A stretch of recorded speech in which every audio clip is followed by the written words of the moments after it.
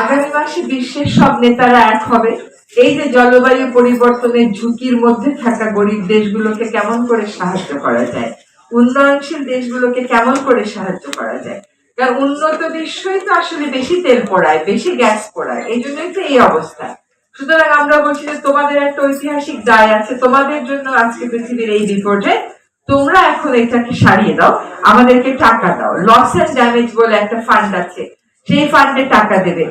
এখনো পর্যন্ত উন্নত বিশ্ব জলবায়ু পরিবর্তনে ভুক্তভোগী দেশ যারা আছে, আমাদের মতো নিম্নাঞ্চল, তাদেরকে যেই পরিমাণ টাকা দেওয়ার কথা তার ধারে কাছেও দেয়নি। ওরা কেবল যায় বড় বড় সম্মেলনে বড় বড় কথা বলে, কিন্তু আসলে সে টাকাগুলো তারা সেই পরিমাণে দেয়নি। কিছু কিছু দেশ তার ব্যতিক্রম আছে, যেমন সুইডেন।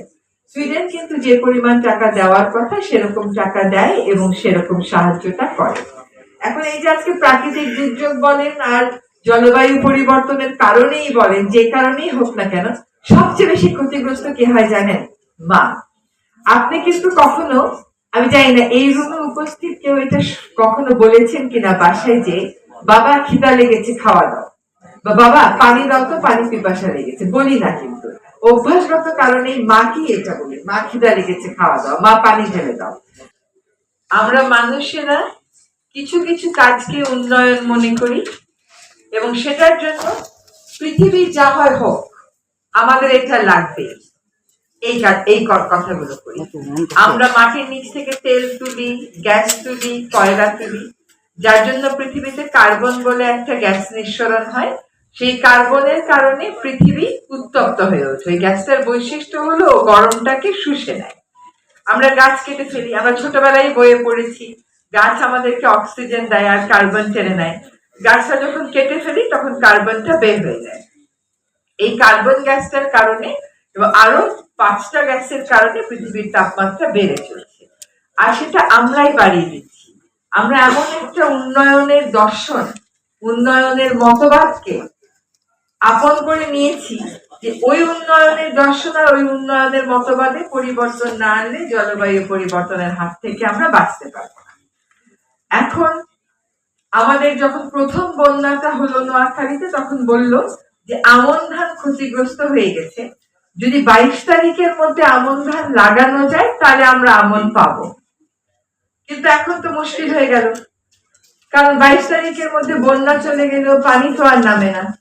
কারণ হচ্ছে নোয়াখালী যেহেতু সমুদ্রের পাড়ে, সমুদ্র থেকে জোয়ার আসে আর এদিকে সব খাল বিল ভরা করে ফেলা হয়েছে।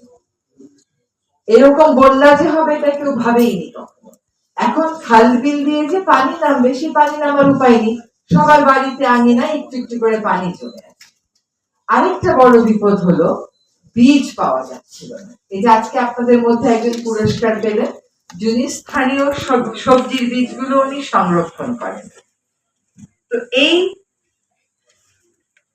এই কাজটা যদি আমরা ঘরে ঘরে করতাম, এলাকা ধরে ধরে করতাম, মৌজা ধরে ধরে করতাম, তাহলে আর সরকারকে এই অসহায়ত্বের মধ্যে পড়তে হতো না যে আমি বীজ পাই না।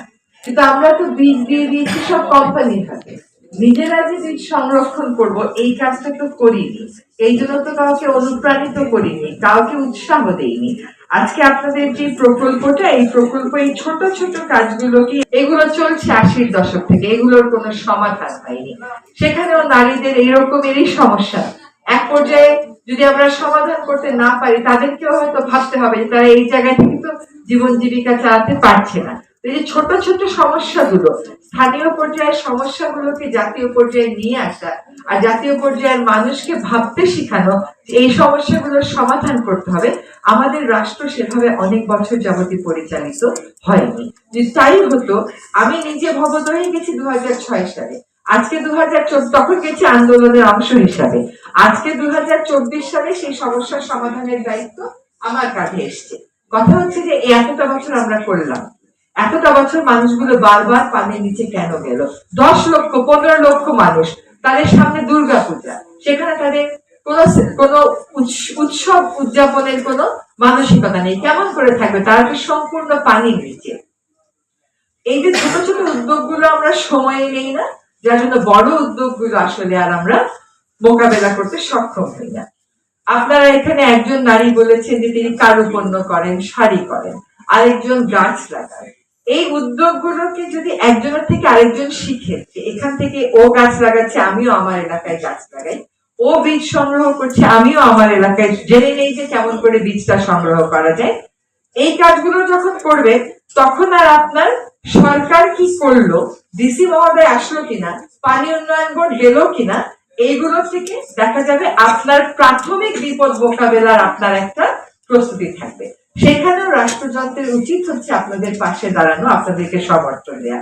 আপনারা যে কোনো রাষ্ট্রের দলিল পড়েন না কেন, দেখবেন কৃষি, রাস্তাঘাট, যোগাযোগ সবার শেষে জেন্ডার নিয়ে একটা চ্যাপ্টার থাকে। জেন্ডারটা কখনো কোনো দলিলের প্রথমেও থাকে না, মাঝখানেও থাকে না, একেবারে শেষে থাকে। রাষ্ট্রের সব দলিলের একেবারে শেষে থাকে, কারণ এটা বলতে হয় দেখে বলে।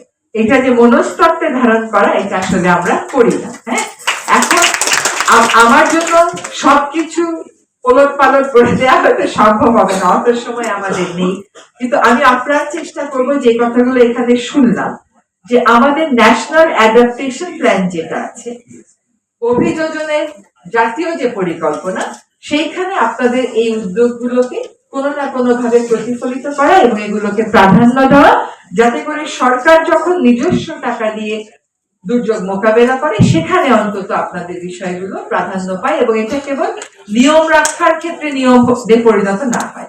তো আপনারা কখনোই নিজেরা অনেক দূর থেকে এসছেন বা অনেক ছোট ছোট সংগঠন কাজ করছেন, এই জন্য মন খারাপ করবেন না। আমরা অনেকদিন আগে থেকেই তো জানি, তাই না, যে ছোট ছোট বালুকণা তারপর